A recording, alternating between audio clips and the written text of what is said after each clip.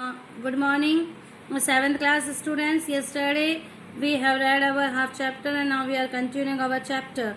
They traveled from Venice to Asia Minor, then crossed the Black Sea into the Crimea. From there, they made their journey across the deserts of Persia and Afghanistan to the highlands of the Pamiras. Then they crossed the Great Gobi Desert and reached Peking. The journey took 4 years.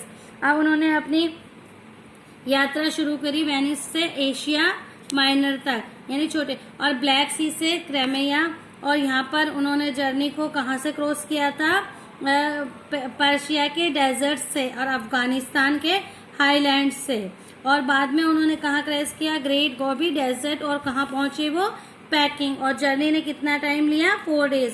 To us this seems a very long time for journey, but in those days people probably thought themselves lucky that they were able to get anywhere at all. There were many cases of travelers killed on the way or captured and sold as slaves. हमारे लिए ये बहुत लंबा time लगता है journey के लिए, लेकिन उस टाइम पे क्या होता था, लोग अपने आप को बहुत लक्की फाइंड करते थे कि उन्हें ऐसी जर्नी करने के लिए टाइम मिल रहा है. और कई बार क्या होता था, ट्रैवलर जो रास्ते में मार दिए जाते थे उन्हें कैप्चर यानी उन्हें बीच में अगवा कर लिया जाता था और उन्हें बेच दिया जाता था नौकर बनाने के लिए. The Polos went to the court of Kublai Khan, a grandson of famous Mogul invader Genghis Khan. He was the ruler of a vast empire with its capital at Peking. और जो पोलो है कहाँ गया था, वो कोर्ट में गया था किसके, गुबलाई खान, जो कि ग्रैंडसन यानी पोता था मोगल इन्वेडर का गिनीस खान का. और गिनीस कौन था, वो था रूलर वेस्ट एम्पायर का था और उसका कैपिटल था Peking. Kublai Khan received the travellers with great kindness. Niccolo and Matthew had already made a trip to China some years ago and were known to the emperor. गुलाब खान ने travellers को यानी जो यात्री आते थे उन्हें बहुत ही दया से रिसीव करता था.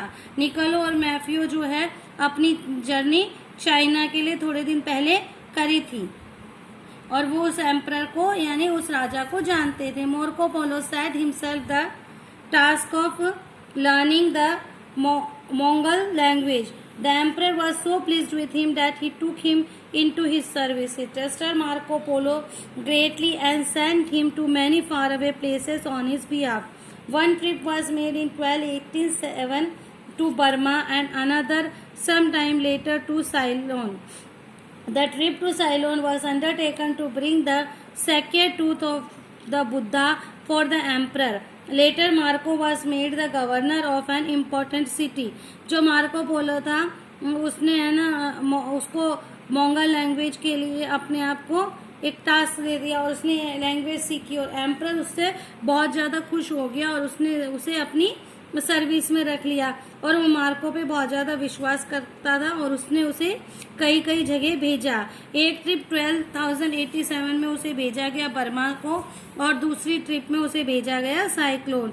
और जो साइक्लोन की ट्रिप थी उसमें वो कहाँ पर गया, स्केयर टूथ उसने बुद्धा के वहाँ पे बुद्धा की जो वो बनी हुई थी कहीं पर वहाँ पर जहाँ पर वो एम्परर था वहाँ.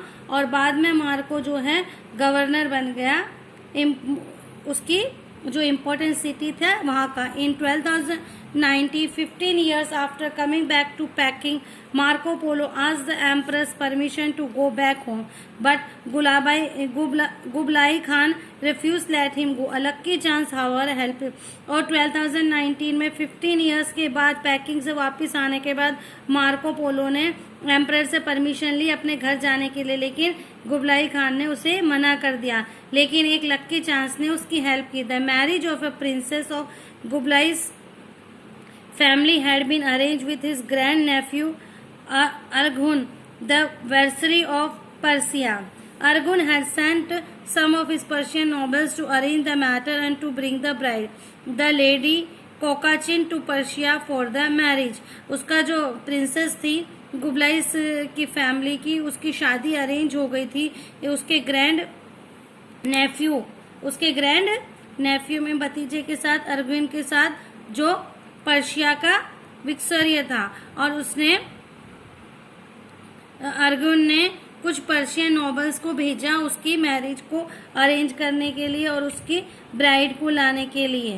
और कोकाचिन, जिसका नाम क्या था, कोकाचिन, उसकी जो ब्राइड थी उसका नाम क्या था, कोकाचिन को पर्शिया से उसकी शादी की। So students, now we are stopping our chapter here. Rest we will be doing tomorrow. And today's your homework is you have to find the difficult words and write it in your notebook.